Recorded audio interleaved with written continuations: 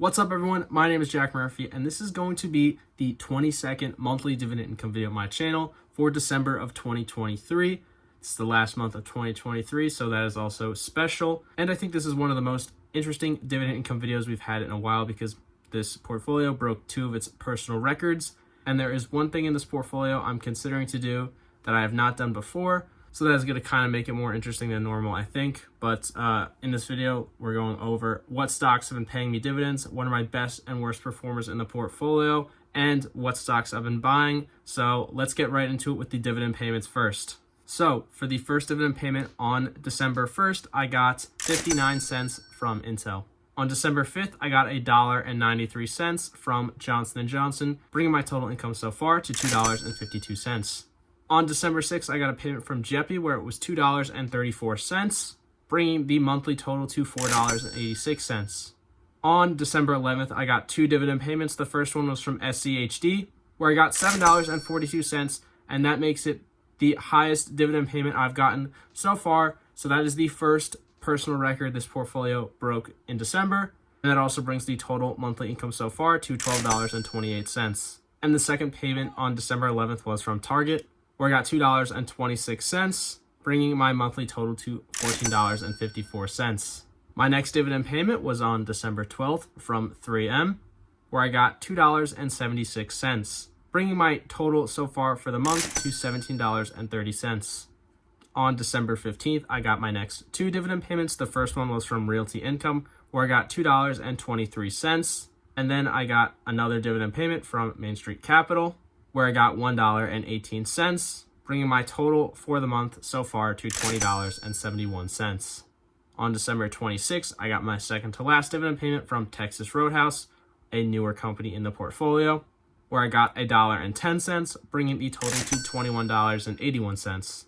And my last dividend payment was on December 27th, and it was a special dividend payment from Main Street Capital, where I got $1.38, bringing my final total for the month of December to $23.19, breaking a second record in this portfolio for the most I've ever been paid in a month in dividends, $23.19. So like I said, the total for the month of December was $23.19, and the new monthly average for the next 12 months is $18.38. And if I were not to add any money to the portfolio for the next 12 months, I would get $220.61 for the year. $220 is pretty cool, but I think the next big milestone I'm looking forward to is $240, because that will mean the monthly average will be $20. So I think $20 a month is going to be a cool number to hit. Last December, I got $11.04. So my December income has increased roughly 210% since last December. So now that we went over all the dividend payments, I want to go over the portfolio performance. So I want to go over the three best and three worst performers in my portfolio, and I'm happy to say there weren't a lot of negative performers this month, so we'll go over that first. The third biggest loser in the portfolio was Altria Group at a negative 3.77% return. The second biggest loser in the portfolio was Procter & Gamble at a negative 3.84% return. And the biggest loser in the portfolio was actually Starbucks at a negative 5.14% return. All stocks I'm not too concerned about, so I'm okay with that. But if you look, we had some really great winners. Starting off with the third best performer in the portfolio, JP Morgan at a positive 10.02% return. So just over that 10% mark, which is really great to see. The second biggest winner in my portfolio was 3M at a positive 10.57% return. And 3M looks like it's making a little comeback in my portfolio. It used to be the biggest loser. It might still be, but it's only down 20% now, opposed to, I think, the over 40% down it was at one point. So I'm very happy to see that. And probably the biggest shocker of the month, Intel at a positive 11.56% return, being the biggest winner in my portfolio. And not just this month, but overall, Intel is actually the best performing stock in my portfolio at about a positive 68% return, almost up $100 on my position, which is pretty good in this size portfolio. And that leaves me with the question, do I want to start taking profit? Intel currently for me is up about 68%. My average buy price for Intel is a little under $30, and right now it's about $50 a share. So I'm up a pretty penny on that. And in this portfolio, generally what I do is I accumulate stocks, and try to get dividend income. That's what I do in this portfolio. I'm not a big trader in this portfolio, but my Intel is up almost 70%, and the dividends are not as strong as when I bought it. So this money could be reallocated better, in my opinion. Should I sell all of it? Should I sell some of it? Or should I just leave it and keep getting the dividends and hope that it stays doing well, which it might not for the long term? I actually wanted to ask everyone watching, if you have Intel yourself, what are you doing right now? Because I want to see what everyone in the community is doing and use that to help me make my decision. But right now, I'll say I'm probably leaning towards selling it in the January time, maybe February, but I'll probably figure it out in January.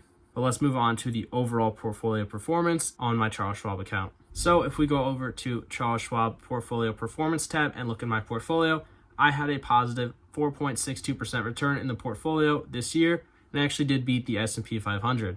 The S&P 500 had about a 4.54% return, so I did outperform by a little bit.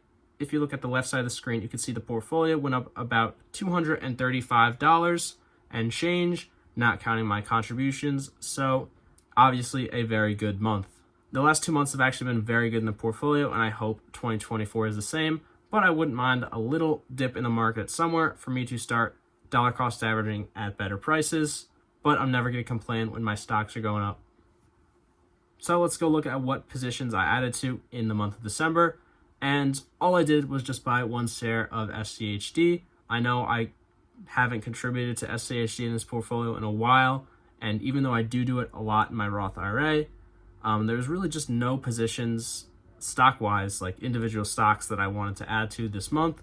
Since beginning of November, everything in the portfolio has been going up. No real negative stocks except the 3 that happened to go down a little bit this month, but still I'm up in those positions. So I ultimately decided to buy a share of SCHD so I can contribute a little this month and save the money for possibly better opportunities in January. January, I definitely will add more than just the one share of SCHD. I'm probably not going to do that next month.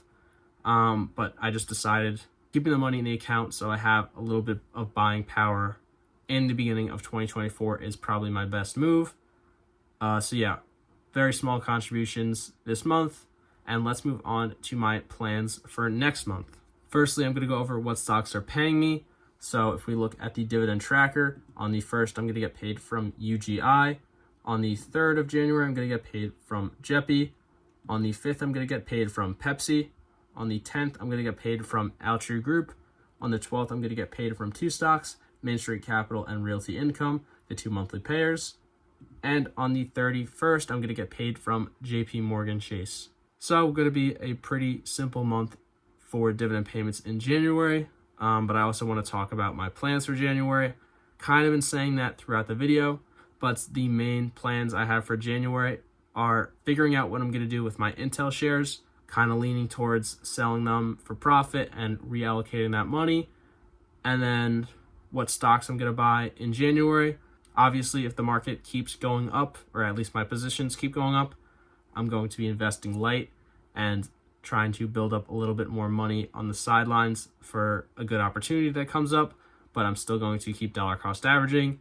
And if I do sell that Intel, that's going to be another like $200 cash I'll have, so I'm going to have to figure out how to reallocate that, or if I want to keep it on the sidelines, which might be a little too much. I don't think it's a good idea to have that much of my portfolio in cash and not working for me and earning dividends, but we'll figure that out in January. Comment what you guys are doing, comment your thoughts on that. A little bit different this month, like I said. I think more of an interesting video. That is everything. Happy New Year to everyone watching. Thanks for watching. Peace.